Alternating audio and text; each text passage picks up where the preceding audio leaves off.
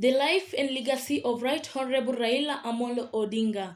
Kenya and the African continent are mourning the loss of one of their most iconic and enduring statesmen, Raila Amolo Odinga, who passed away on October 15th, 2025 in Kochi, India, while undergoing treatment. He was 8 years old. Raila Odinga's name has for decades been synonymous with the struggle for democracy, justice, and national unity. Fondly called Baba by his supporters, he leaves behind a legacy deeply woven into the fabric of Kenya's political and social evolution. Born on January 7, 1945 in Maseno, Kisumu County, Raila was the son of Jaramogi Oginga Odinga, Kenya's first vice president, and Mary Juma Odinga. Growing up under the guidance of her father, who was a key independence figure, Raila inherited a passion for justice and social reform from an early age. He attended Kisumu Union Primary and Maranda High School, later earning a scholarship to study in East Germany. At the Technical University of Magdeburg, he graduated with a master's degree in mechanical engineering in 1970, a rare achievement for an African at the time. Upon returning to Kenya, Odinga worked as a university lecturer and later at the Kenya Bureau of Standards, where he rose to deputy director.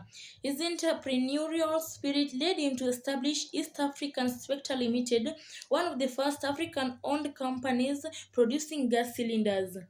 But his true calling was politics. In the late 1970s, Odinga became increasingly vocal against the repressive rule of President Daniel Arap Moi.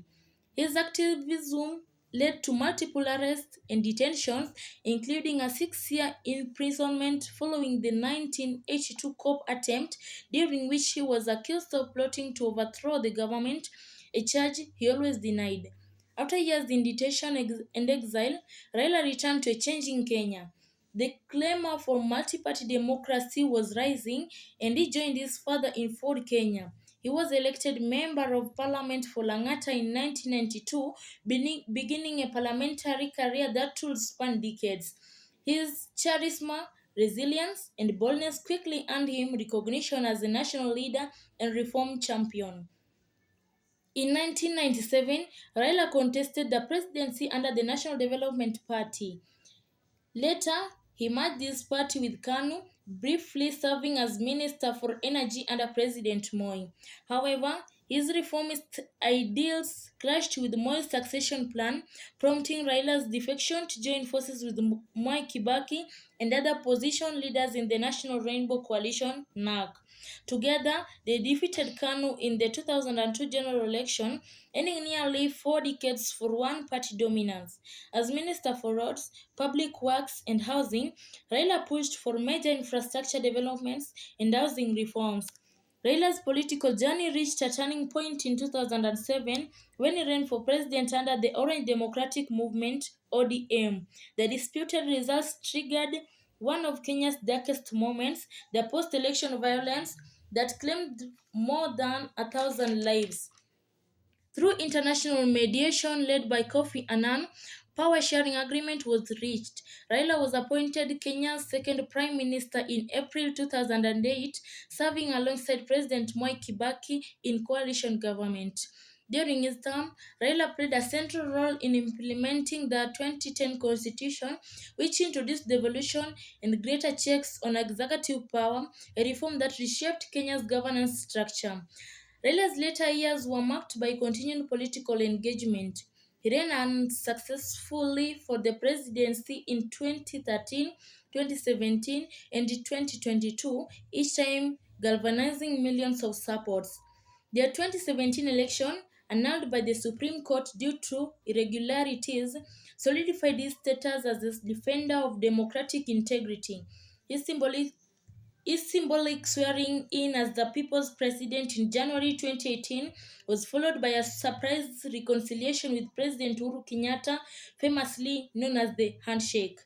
The move claimed the move calmed political tensions and paved the way for joint national initiatives like Building Bridges Initiative (BBI), aimed at promoting inclusivity and unity.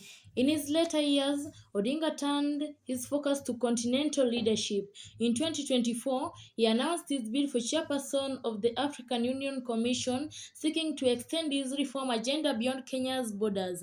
Though unsuccessful, the campaign reflected his deep commitment to African unity and progress. On October 15, 2025, while receiving Ayurvedic treatment in India, Raila Odinga succumbed to a cardiac arrest. News of his passing sent shockwaves across Kenya and beyond. The government declared 7 days of national mourning with the flags flown at half mast.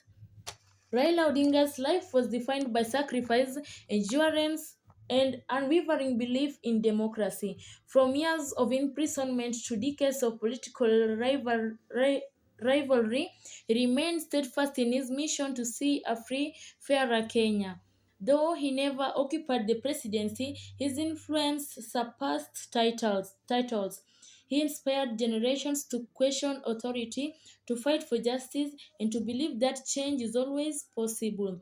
Lucio Witi reporting for Temp TV.